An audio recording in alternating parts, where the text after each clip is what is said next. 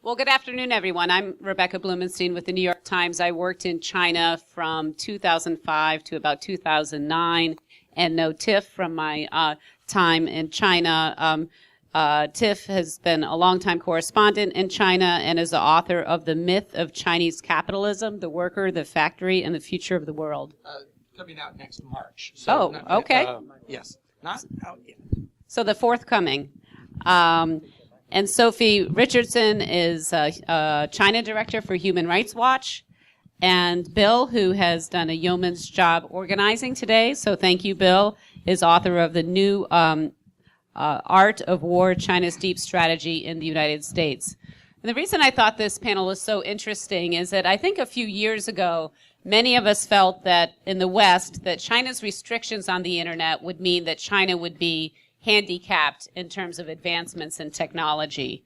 But in recent years, we've seen enormous progress in China making dramatic advances. In many ways, China is now beating Silicon Valley on many fronts, and whether it's AI, WeChat, social media. You can't even really use cash in China now. It's a cashless society.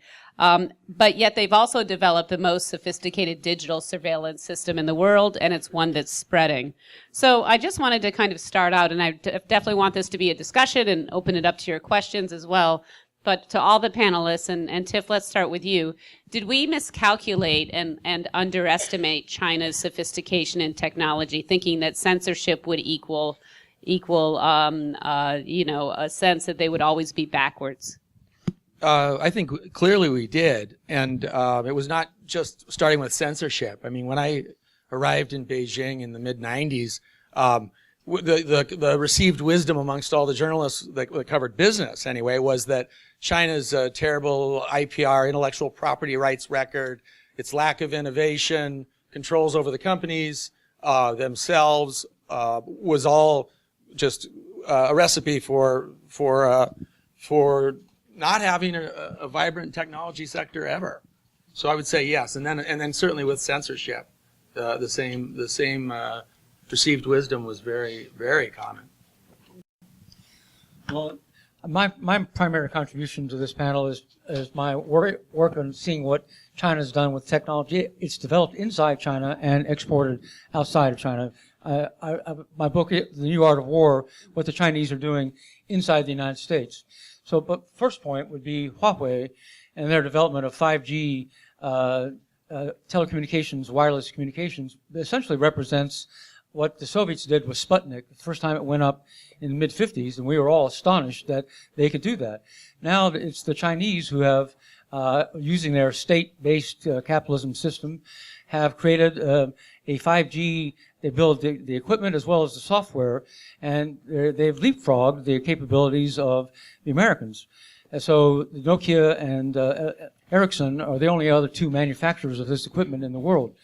So suddenly the Americans are waking up to what's in effect a fait accompli, because the Chinese know from their own domestic controls that if you can control the telecommunications network, and you therefore have access to all the traffic on that network, and you can use it from time to time as warranted to tap into the lives of companies, individuals, different groups.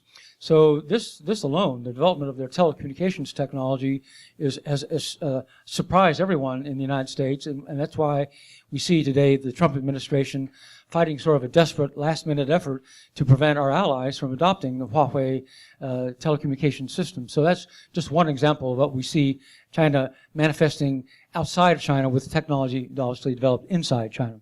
Sophie, did we miscalculate? Did we underestimate China on the tech front?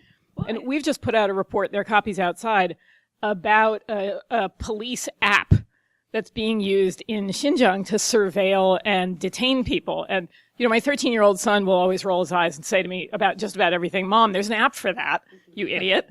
And, when I was editing this report, he was sort of looking at it with me, and he said, "There's an app for that?" And, I think we have to start thinking that way about imagining some of the worst case scenarios about how technology is being deployed. We were having a very different discussion 10 years ago.